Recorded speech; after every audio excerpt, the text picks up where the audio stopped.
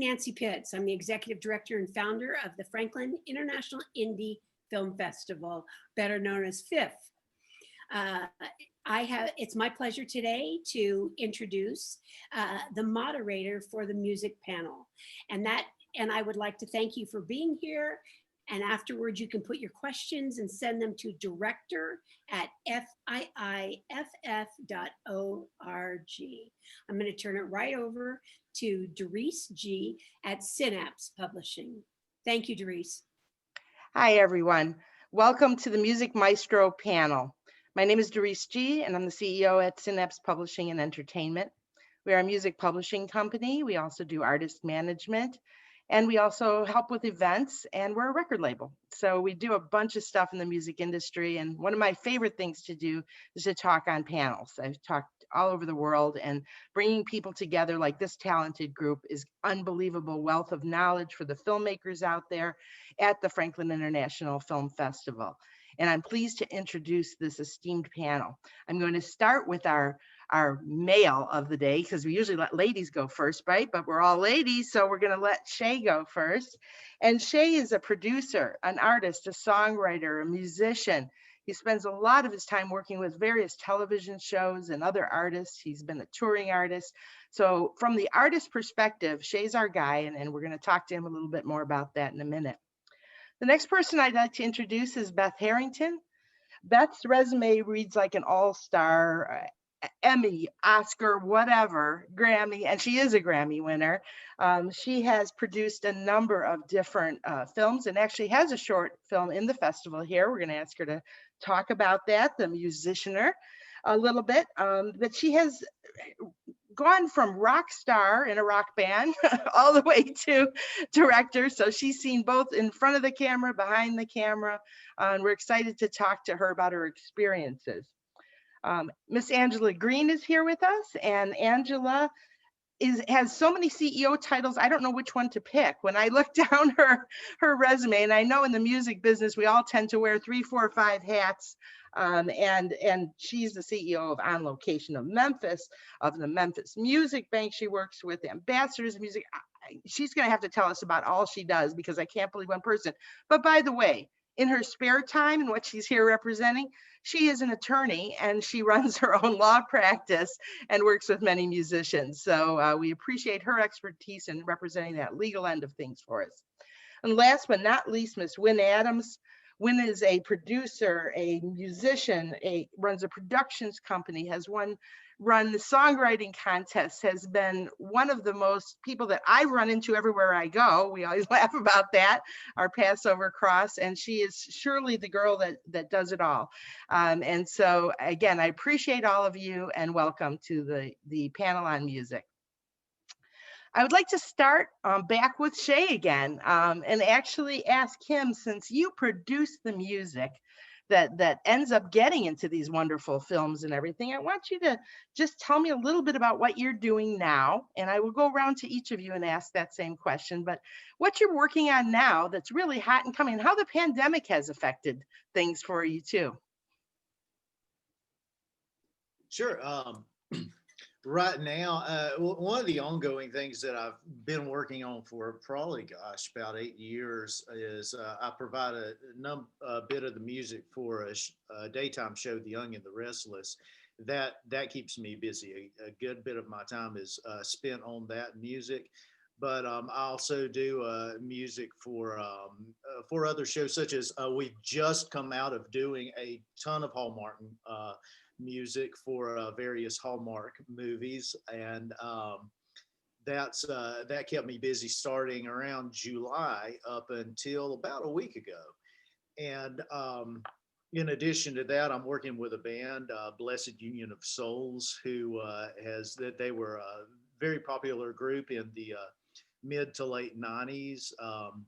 Multi-platinum selling group, and I do a good bit of work with them, and we actually are able to get a good bit of the music that we do with Blessed Union in various projects that I'm working on. Also just finished up a movie, Cats and Dogs, which is third installment in the Cats and Dogs film series that Universal put out. So Good. Well, thank you. I really want to come back to you after I get everybody else and ask you about what the difference is in providing music to television versus movies, where, where you see things going. And Nancy would like to say something here, I think. Unmute, Nancy. Sorry. I just want to know where, for our filmmakers, where everybody's from. Where they do most of their work, starting with Shay, I guess, because he just did. And when your next people go on, if they wouldn't mind saying, I do my work, my home base is X. Is that okay? Go ahead, Shay. Most of my work that I do is out of LA, but if you haven't gathered it from my accent, I am based in Nashville, Tennessee. Okay, thank you. Okay, so Beth, what are you working on right now, and how has the pandemic affected you? And first of all, where are you? I'm in a town called Vancouver, Washington, which is not the Vancouver that everybody oohs and ahs over. Although I spend some time up there for reasons I'll talk about later. But I actually live about 7 minutes from Portland, Oregon. So I've been here for about 24 years, and my accent is Boston. I'm from Boston, Massachusetts originally. Nice.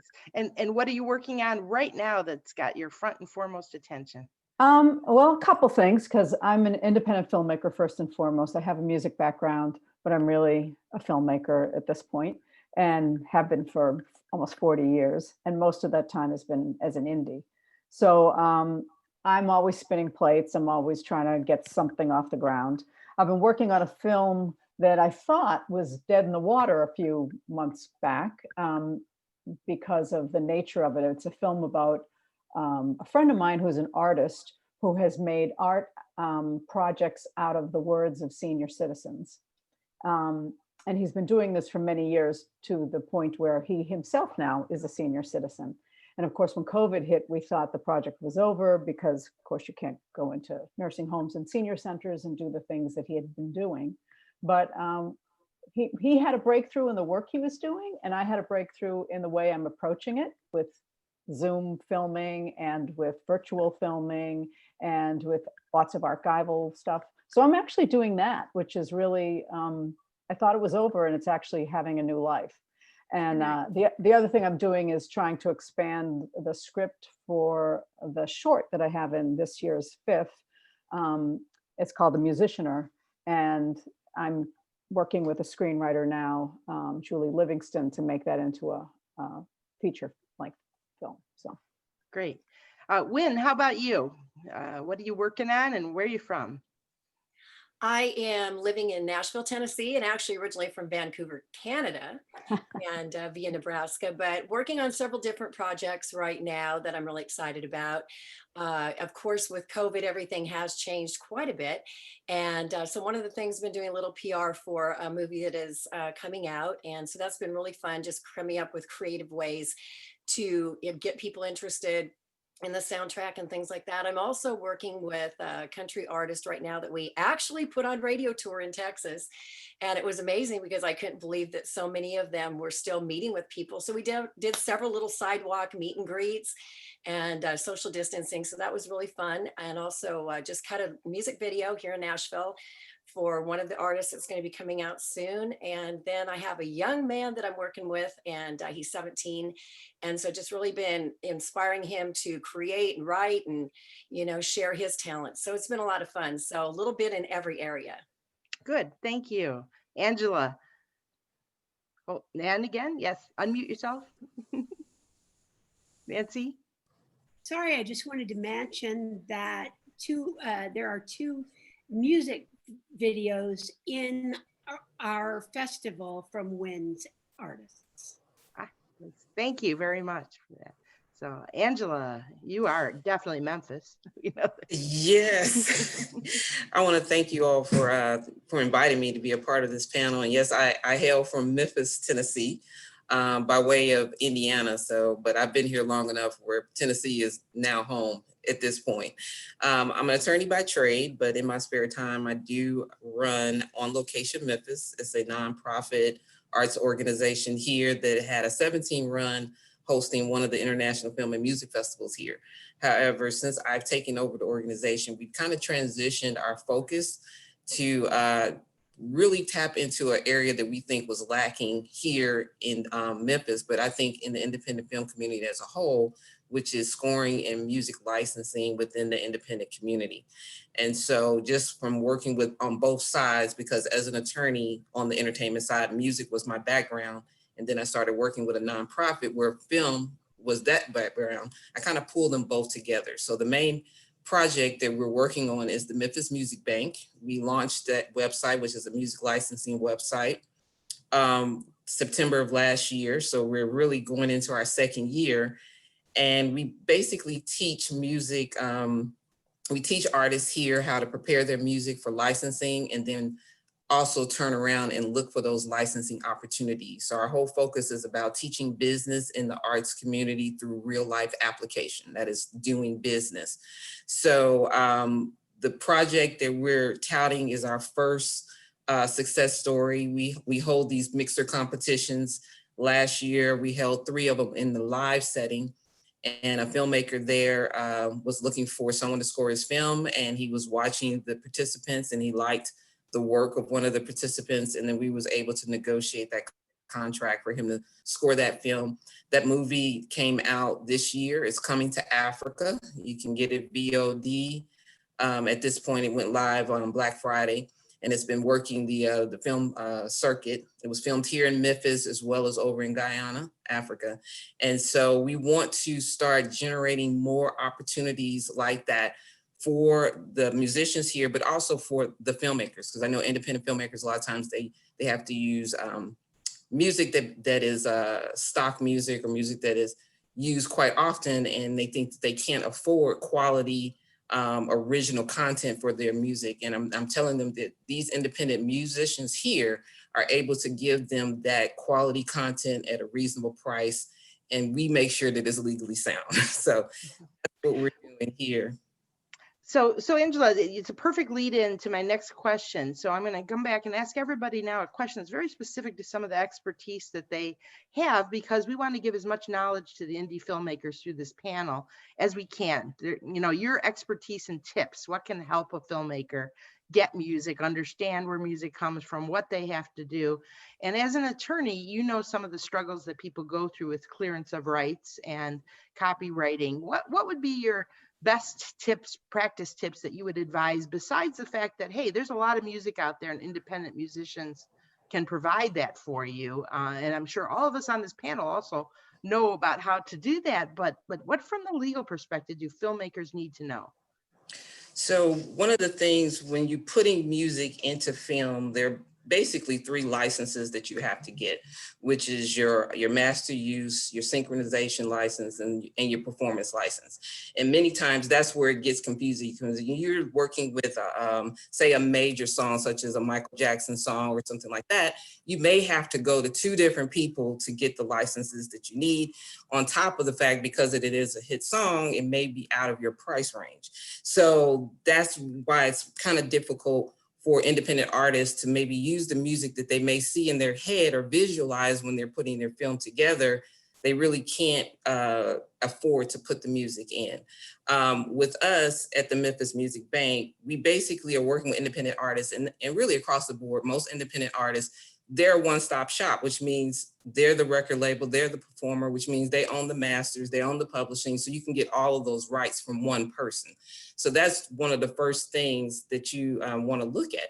But also, is that musician doing everything that they're supposed to do? Are they filing their copyrights? If there are other individuals that are working with them to create that music, are they bringing those people together, have the proper agreements, collaboration agreements and things to make sure that if you use that music in your film project, it's not going to cause an issue if that film project becomes bigger and better than you ever thought of. And all of a sudden someone is knocking on your door saying, I helped to write that song and I was not included in that license. I didn't give my permission. So that's one of the things that we kind of look at with the Memphis Music Bank, because of the independent community and having that stigma attached, we try to make sure that we're answering all of those questions for all the songs that are in the bank, so that that filmmaker, when they come to the bank, they can rest assured that we've made sure that it's legally sound. That's what I mean by legally sound. All of the paperwork, the chain of title on that song has not been broken, and you won't have to worry about that going forward. Good, thank you. And Shay, I want to bounce over to you on that because as both a songwriter and someone who caters to giving your music to films, not giving, but selling your music to films and sometimes you give it, right? But when you do that, what are the things that you look for, the differences there, especially if there are multiple songwriters? How do the credits work? How do the song splits work? What are the things that you have to be aware of when you're dealing with the filmmakers? Well, to piggyback off of what Angela said, what I generally do, and the fortunate thing about me is 80% of what goes out the door is created exclusively by me because I'm a multi-instrumentalist and singer. So I don't have to worry about that as much. But for the artists that do work with me, I have a contract in place from the beginning that they signed with me where they grant me the rights to basically negotiate on their behalf and to work with my subagents that are working for me. And generally within that, I have them put down all of their publishing information, anyone that may have ownership in the song. So everything is signed off from the beginning. A lot of the music supervisors that I work with have a long-standing relationship with me, so they know that when they get something from me, it's going to be very quickly clearable because I have something I can put my hand on. Where it becomes tricky is, and I've dealt with this twice this past year, is when an artist or a songwriter owns their own publishing, but then winds up getting a deal. And then I have to go back and rework things a little bit and make sure that their publisher understands how the process works. Hasn't been as hard with LA publishers and a lot of Nashville publishers, but some Nashville publishers that had to go through are still in a little bit of an old school record industry mentality, and the TV and film world moves so quick that you don't have a lot of time to negotiate back and forth over what fees are.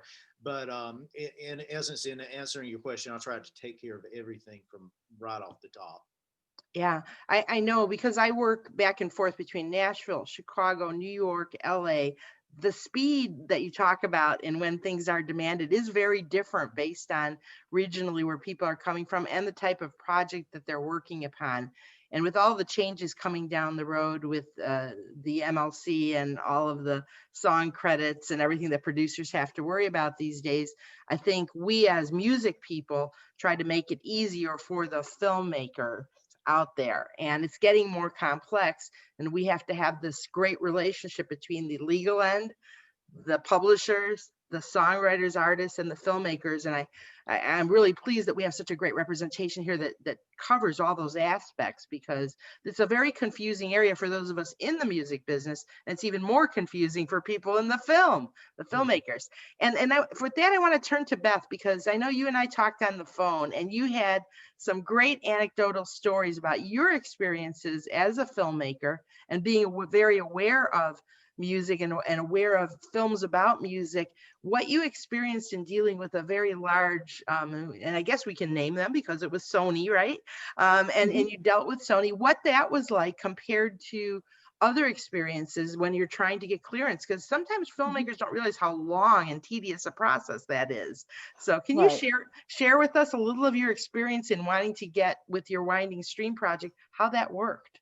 Sure. Well, as Angela points out, there are 3 sets of rights that a filmmaker has to get in order to be able to put a composition in a film. And I had been doing that kind of work. I was an associate producer for many years coming up in public television. I had done that work for other films. And I knew a little bit about publishing and the business because I had been a musician. I've been in bands and on the fringes of a lot of it, but I still understood, songwriting credits and publishers and all that. But when I had done another music film called Welcome to the Club that was about women rockabilly singers. That was a little easier to work with because it was a public television film. Public television has agreements with ASCAP and BMI. And so a lot of stuff got streamlined when I worked on that film. But when I worked on Winding Stream, which was my own, both of these were my own films, but this one was one that I was handling as a completely independent film. That film was about the film was about the original Carter family, so the foundational family in country music, and their relationship to Johnny Cash, who you may have heard of. And now the good news was the family was very, the existing family was very supportive of the film, liked the idea of the film, were cooperative. And the publishing company, Peer Music, not only liked the idea of the film, but it was partly their history because Ralph Peer discovered the Carter family. So there was this whole appreciation of the fact that I was kind of telling their story too. And they told me early on, they couldn't give me a number because I didn't know how many compositions of the Carters I was going to use, but it was kind of one-stop shopping. It was just Peer. I was using Carter family music and a little Johnny Cash music that was in another domain, but mostly it was Carter family music. So they told me, don't worry, when it's time, come back, we'll work out a deal.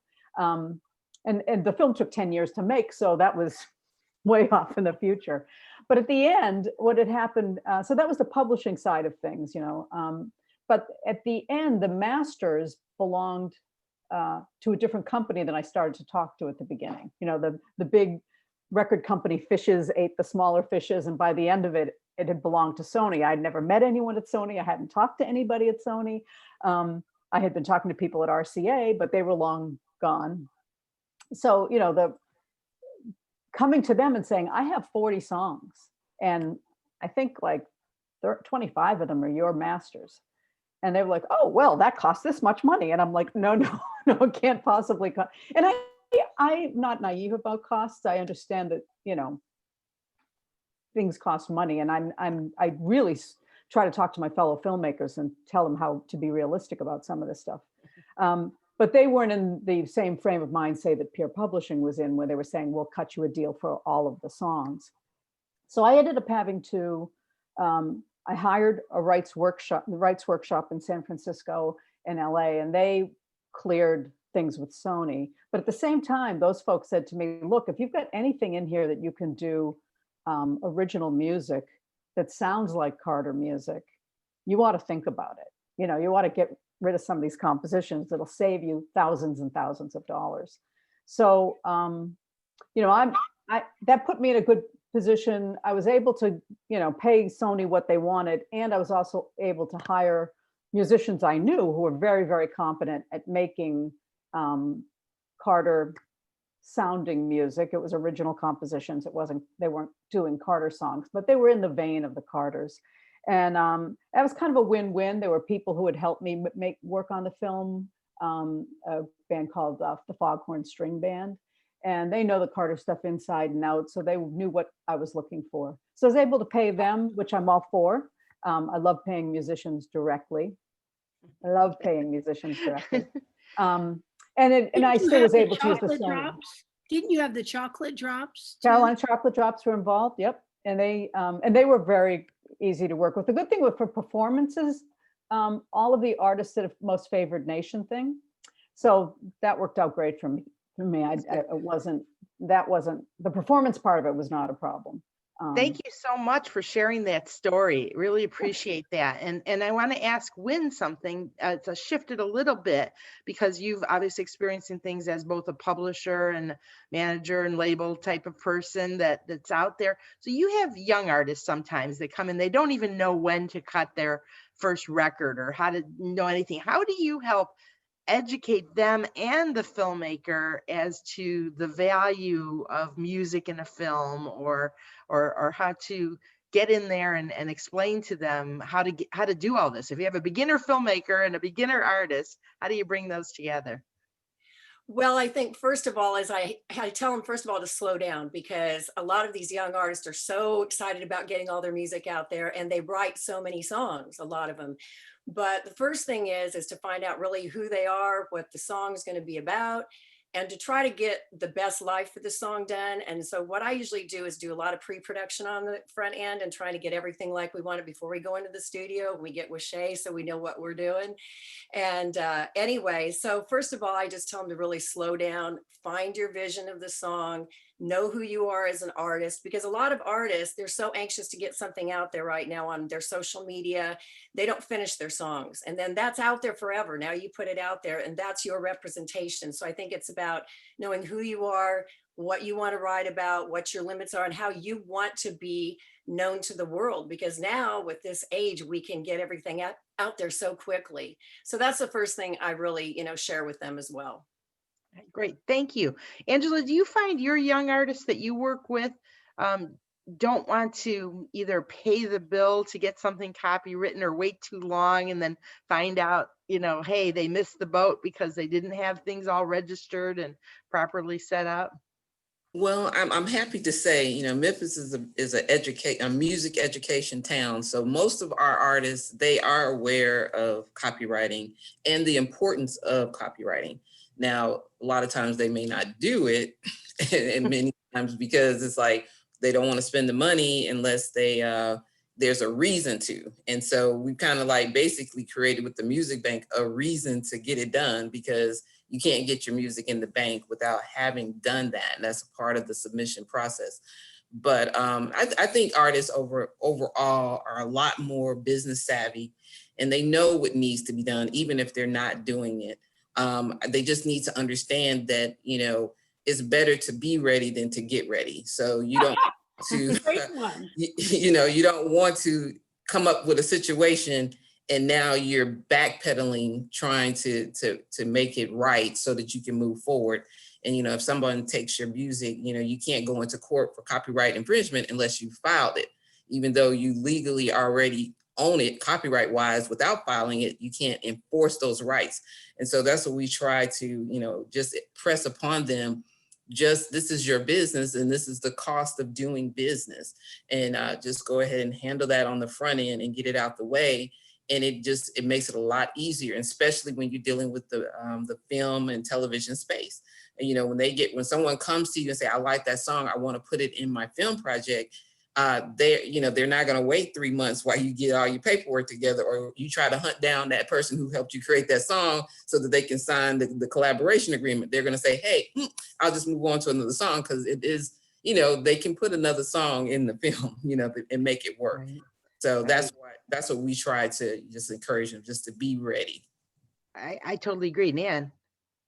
Wanted to say that in terms of performance rights or licensing rights that people have, there are festival rights. Beth, I think you dealt with something on that order, but there's festival rights, so that sometimes a song, and you can explain what festival rights are, but I think that's really important. And after knowing you, one of the things about our festival is that we ask filmmakers, have you cleared your music? Right. Yeah. Well, I think the festival rights thing is interesting because, for independent filmmakers, you don't know what's going to happen with your film. So you do want to be ready, as Angela said. I love that. It's better to be ready. Yeah, I love that. And so having festival rights cleared is important, because then you're free to do that thing. And as things hopefully unfold and you make deals and meet people and, figure out the future of your film, if you've done things right, you can set up some kind of step agreements with publishers and, the people that you've been dealing with. You can sell your film. Yeah, so you can go back to them and say, right. And the music. Yeah. Right? And so I've been able to go back and say, okay, I have this deal and this deal. What will it cost to clear the rest of these rights? It doesn't mean that stage is cheap, but at least you've been able to get it out there in the broader arena.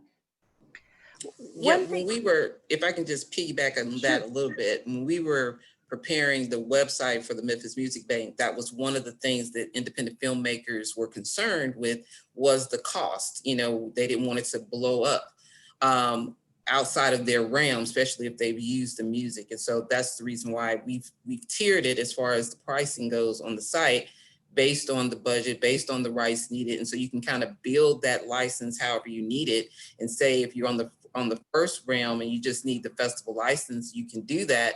But if you come back and say, now you've gotten an opportunity to put it on a Netflix or to put it on television, you don't negotiate, you just go back to the website and say, okay, now I need to buy the broadcast rights. You know what I'm saying? And then you just kind of build it. Really, it's pretty cookie cutter until you get over $250,000 for that, your budget. Then at that point, you start negotiating for us. But anything under that, it's pretty much, black and white, and you can just get it however you need it. I've seen a real trend out there in the sync licensing, because I work as a music supervisor on a number of films, and I've seen a trend in wanting to do total universal rights up front. So to not have to come back if you're doing a soundtrack, not have to come back if you're doing other things. Have any of you experienced that, and how have you dealt with it?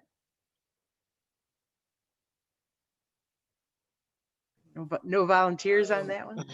I can quickly answer that for you. I've seen that on a number of projects that I've done, and generally I do grant most of the rights up front for that. It's it's an interesting thing. They don't like to come back and renegotiate from what I've experienced, and in the long run, it's worked out well for me. I think it's a difference when you're talking about the music that's going to go on the film and the music that's going to go on the soundtrack. Those are two different things. And so a lot of times, we're going to want to negotiate a different set of terms for the soundtrack as opposed to what's going to go into the film project. But the film project, yes, we usually do unlimited. It's international, and it's there's no limit on it. It's perpetual and all that good stuff. It is project specific, so it's not like once you buy, you can use it in whatever thing you put it in. It's project specific, but it is, once you own it, it's in that project, and you don't ever have to come back about that particular music in that project. But if it's going to be on a soundtrack, then yes, you're going to have to come back. So. I would echo that and with Winding Stream, I did the festival rights, but I knew what everything else was going to cost. I had there had been a negotiated fee for everything else. So I didn't have all of it. I had to go back and raise it, but I knew what it was going to cost. And then we did do a soundtrack, and the label Omnivore Recordings did renegotiate all of that for the recording too, for the actual soundtrack record. The thing is, that is a concern to filmmakers, if I can interrupt for a second. Filmmakers, especially when they're young and new, they see these places where they can buy a little bit of music, off the internet, off some site, off whatever. And I really believe in creating the environment for the marriage of the music and the film. And I think that's important to get it started early on. I'd like to know if there's other people's opinions on that, but I'd like it to start right after the script is written, because it is a known factual fact of statistic that in 110 minutes, at least 50 of those are musical cues. So I think that relationship is extremely important. And I believe, not just because I think I'm sophisticated enough to figure it out, but I do believe that one can look at a film and say, I don't think they brought the music in on the front side, because the music doesn't just quite fit with the screen. What do you think? Well, that's a great question. And I think, I'm going to address that a little bit up front and ask everybody else to join in. And that's because I think there is a thought about post-production being after everything else. And some filmmakers do wait too long. They wait until they're under the gun for the final post-production to even start thinking about where are they going to go seek the music. So my own recommendation, and you've heard me talk about this in other panels, is that you need to start thinking about the type of music you're doing right up front when you're planning to film, Because if you know that you're filming and you can recognize that, hey, we're going to need something up tempo here, and it's got to be this type of regional music that comes from this country or whatever, you give the person you're working with on the music side time to find the right composers, find the right licenses, and work with them. It's a long process. So if you wait to the end, and there's another danger, and that is the money runs out. I always talk about this because it's easy to spend a lot of money and then go, what do I have left over to put into music? And there's often a great disappointment that people have that it costs more than they can afford. And they end up, like you say, settling for something that's on a, a free internet service. And you've seen how many lawsuits are coming about because of different types of samples and things that are used. So there is, but I'd like to ask everybody else, and Wynn, I'm sure you've had experience with this in trying to go through and have people start too late to get music. So Right. So I know one of the Had that oh, experience go for sure. go ahead, Wynn. Okay, great. Yeah. Yeah, just I know that it's like hurry up. There's so many creative artists that I work with, and so many people from all different genres that can write and all this. And so many times we'll get something that'll come in. It's like you have like boom, this quick to do it, and you've got all this music, and you're just trying to rush. And I just think I totally agree with what you said. Is these partnerships with all of us and the way that we can work in the business, and it's a trust factor as well, because I can't remember who said that. I think Shay had mentioned about when getting all the licensing and who are the songwriters. And so many times I've thought I've had a song and I thought it was 2 writers. And the next thing I find out it's 3 or 4 writers and they forgot about it. So getting all that up front is, so important too, because you can't turn it around fast enough then, and then you can get yourself in a lot of trouble. Right. And let me go back to Angela. Then you're talking in response to that about starting early. And Well, one of the things in my licensing workshops with artists, I encourage them to network with independent filmmakers. And so some people may realize that Ryan Coogler, the gentleman who scores most of his films, was his friend from film school. Ludwig Garrison, I think is his name. They went to film school together, and he scored his independent film short. And then when he got Fruitvale Station, he said, hey, friend, come on and score this. And he basically has carried him on through, his career. And then, of course, Ludwig has gone on, because he is a talented artist, to do other things. And so it's very important to build that relationship and start networking with the independents. If you're an independent filmmaker, then network with an independent musician who wants to get into scoring, and then you all can work the relationships together. You get that quality content early on, and then as you all grow together, then you are able to start, making the money together. Yeah. And also, I think that now filmmakers, and I don't know if anybody's experiences with this, and I would like to know as a question, that these days there are states that are offering music incentives as well as film incentives. And Tennessee's big on that now. It's like 25% on $100,000 spend. And I think that's, and I don't know if I'm saying that correctly, Angela. I know you're aware of all that. But to me, I think that's important as a filmmaker, not just to look for film incentives, but to also look for music incentives. So I wanted first to hear Angela about that, and then go on to Beth and so forth. Well, I know in Tennessee, I think it's 50,000 spend in, I guess, tier 1 markets, and then 25,000 in tier 2, which Memphis would be considered a tier 2 market. And I'm not sure if that's the language they use, but I'm pretty certain that's the amounts. Has anybody else found either grants and or incentives, tax incentives in providing music to films that you've worked with lately? Okay. I have seen some of that, not necessarily split out music specific, so that's good to hear that that's going on, but there's certainly a lot of tax incentive programs that are very active right now. I think the pandemic has affected things with the slowdown in the filming because of the added costs.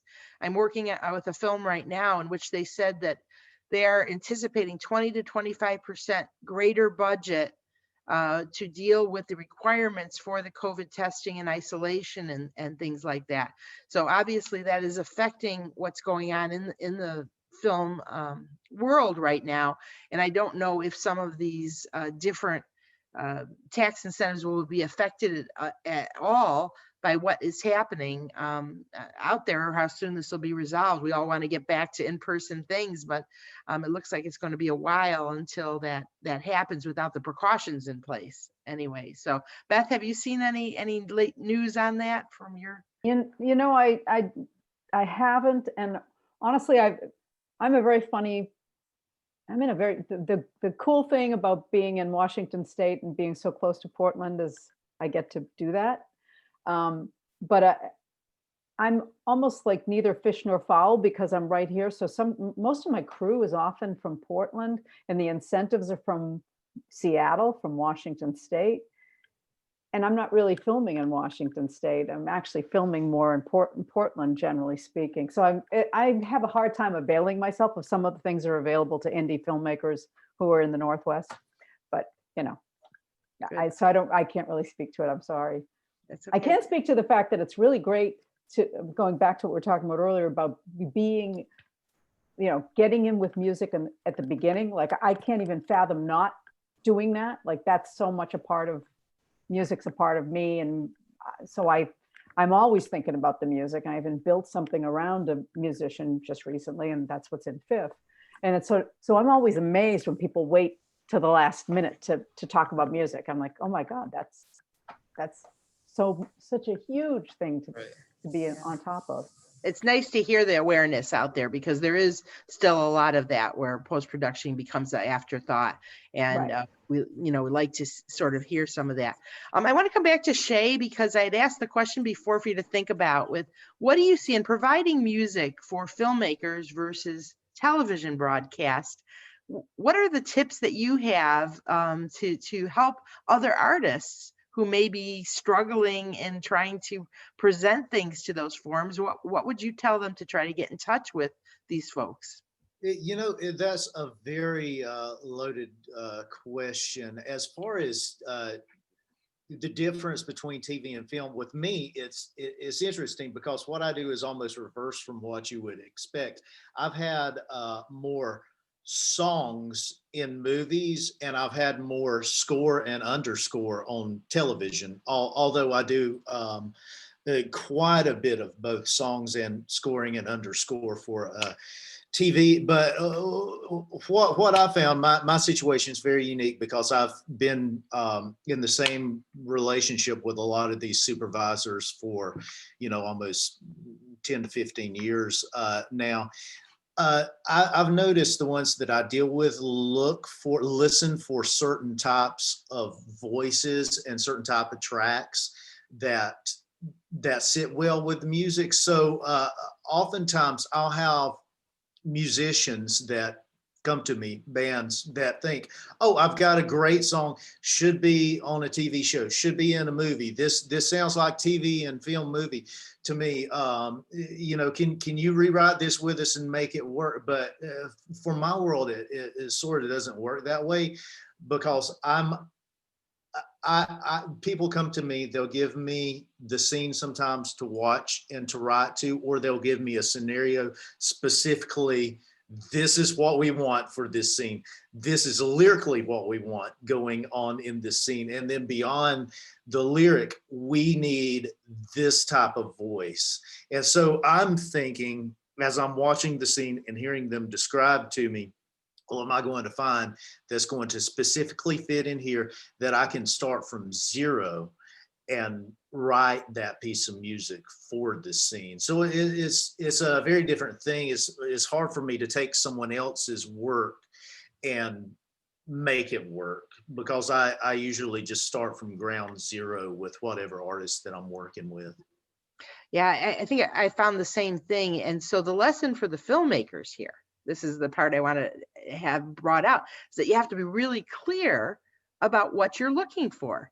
Because if you just want to try to randomly find something that matches, your own vision might get mixed, right? So how do we help the filmmakers communicate better with the composers and the musicians as to the genre, to the feel, to the tempo? Those type of tools I think are really important, and we can help talk the same language, because it's kind of right now like talking two different languages, music You and know, film. Well, Right. and really too, what you're hitting on there, in the filmmakers and the production people describing to us what they want, oftentimes something does get lost because I will have people try to describe to me in non-musical terms what they want, and I'm having to cycle through, okay, what is it that you're hearing here that you want? Even if I'm given references always help me. You know, if you have a certain sound in mind, usually you have that sound in mind because you've heard it somewhere. Can you give me that list of references so I can go in and listen to them and then try to find the similarities of what I think that you are hearing that you want? And generally what I'll do at that process, and I have a good enough relationship with the music supervisors that once they give me that list, and once I start writing, I can shoot over to them. It's very simple, just to shoot over an MP3. Here we are. Are we on track with what you need by 5 o'clock today? And I'll usually get a quick response from them on that. And you know, so references and listening specifically to the descriptions, and just knowing my supervisors and knowing the people who are working on the projects beyond the supervisors, that's been a very big aid for me. Right. So Beth, would that help, and Nan, who are more film producers here, for you to have a sort of language and a tool maybe to be prepared to know, hey, if I describe things this way, maybe this will help me get to the music better. One of the best things for me, again, is that I come from some of that so that I have a new. vocabulary.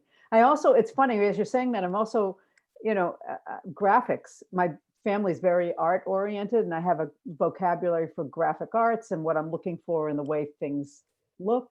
So, I mean, some of it is really on the filmmakers to get more up to speed on what they're really asking for. You can't just say, oh, I want a ballad, or I want a slow song, or I want, you know, I want something with guitars. It's like, that's pretty general. You know, you really need to drill down on like what emotion you're trying to get out of the scene, and, you know, really what you're trying to construct with music. And I feel very lucky that I don't have many issues around that with the people I work with. That's because that rock girl background you have. So that rock star background. Your dad was an artist, and you've got art all around you. So Right. I think So that's helpful. Yeah. For me, my first relationship with filmmaking was a television show 45,000 years ago. And in that was a show where there was a lot of money. It was almost like Disneyland at that point. It was like we flew to LA and we handed them the dailies, and the people at Glen Sound, they had the whole orchestra set up there, and you know, they watched the thing, and that's where they started feeling around with it. But it was a masterful relationship created in the very beginning. You know, just the very day one, okay, we pull these people in, and these are the orchestrations, they'll handle it. And there has to be a lot of trust there. But since I saw that, and I saw how magical it was to watch that stuff come together, that's the way I thought you had to do it, and that I've wanted to see in the work that I did or was exposed to or involved in. But I do see, you know, young filmmakers who are driving along, and that day BTS's Dynamite is the song of the day, and they love it, and they love the beat, and gee, that's really fun. Let me figure out something, and we'll put that in somewhere. And I'm thinking, oh my God, you really want to put it in a film? Well, it better be a comedy. But it's just that people, they're again looking for the easy way out. These songs were already written, we can just go get those. And at a point, it's things like this panel that will help educate people. Right, It's stuff like what Angela's doing with Memphis Music Bank, where she's looking at these young artists and saying, if you want a long career, this is going to help you have that long career by doing it right. And you bring the filmmakers in to the same things. But these days in film school, I really love to talk to film schools, because they don't sit there with the music departments that they have that are great music departments, and the filmmaking department and have them sit together and show this is what happens when you work together, and this is the potential when you don't work together, because they are perfect petri dishes, you know, for creating these relationships in the nascence when you have a college that has both a music department and a film department. But Yeah, that's that's- just me. That's great input. I think appreciate the filmmakers on this panel telling us their view on that.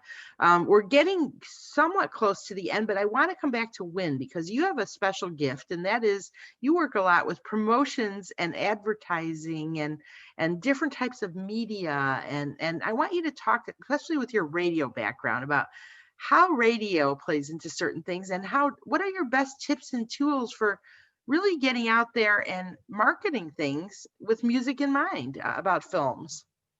Right. Well, I think it's so exciting when you look at the world of marketing because everything is about the story. And I think some things with my radio background, we always thought about radio being only radio. Well, now radio, kids don't even know what radio is. Radio is their phone.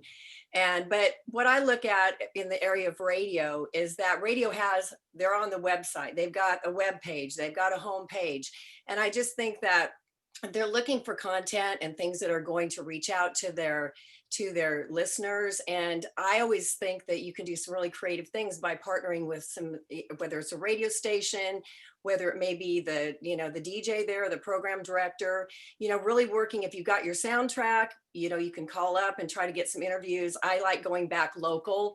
I like going back to maybe you've got some songwriters and go back to their local hometowns and get them some stories there and get a little buzz going there with the radio station, with the TV station, and do those things, filming some behind the scenes little interviews that people can send you for, the making of the song, the creation of the soundtrack, and how it all happened. Because I think there's people that are really hungry for that. And it's like when you see, like I remember watching Stevie Nicks, the making of her album. And it's like, I just want to see all that because I heard about what the songs meant. And I heard about, their whole story and the whole thing. So all those little things, I think, is we can create a little mini videos and mini stories behind every song in the soundtrack or the making of the soundtrack.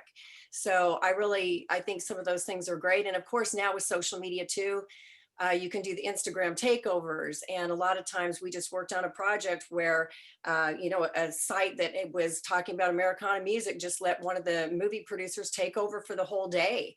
And so you can go on and you can talk to those songwriters, tell your story, post pictures, and all those types of things. So I just think there's a lot of opportunity reaching out. And I think radio right now, talking about things on air, doing some virtual little shows, you can do little video clips on their website and drive them, to the movie or the VOD, the video on demand when it comes out. So just a few thoughts I think are kind of fun.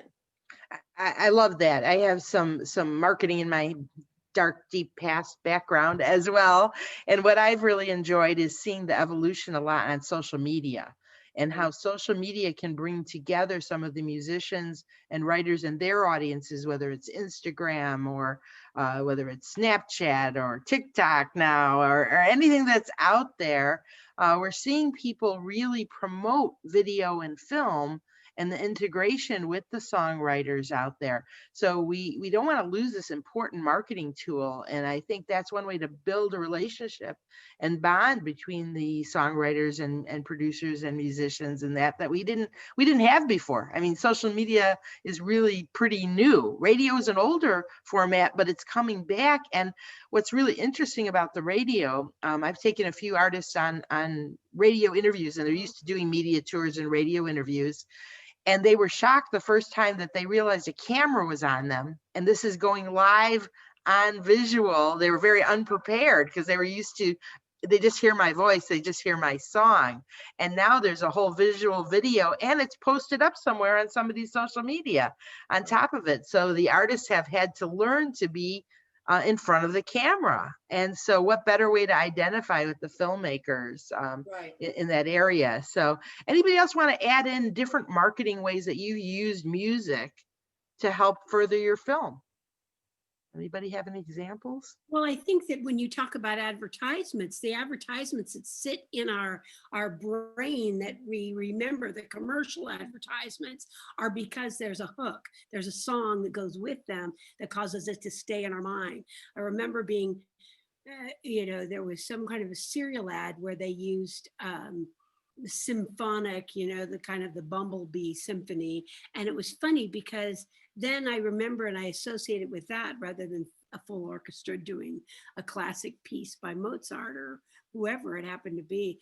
But it's just this cross marketing by utilizing everything everywhere. I was always fascinated by radio when radio became a visual medium, because the writing for radio, the music for radio, the country western songs as they are, when somebody sings a blues about a blue solo cup, you see it. And yet radio is not thought of, or didn't used to be, as a visual medium. But I think that people that are savvy have created that other dimension to radio, like what you're talking about, so. Yeah, and lyric videos have become visual videos, not just words across the screen. So I think we're seeing the worlds of film and music work very closely, collaboratively together. And I think this is panel is a beautiful representation of that. And we are at our end, believe it or not, of our discussion here. And I want to thank everybody for their wonderful insights and point of view. Yes, just to everybody out there. And Shay, Beth, Wynn, Nan, Angela, thank you so much on behalf of FIIFF. And please, I hope everybody enjoys this and give us your feedback through Nan. Thank you so much, everybody. Bye. I will send you guys, I will send you guys a link to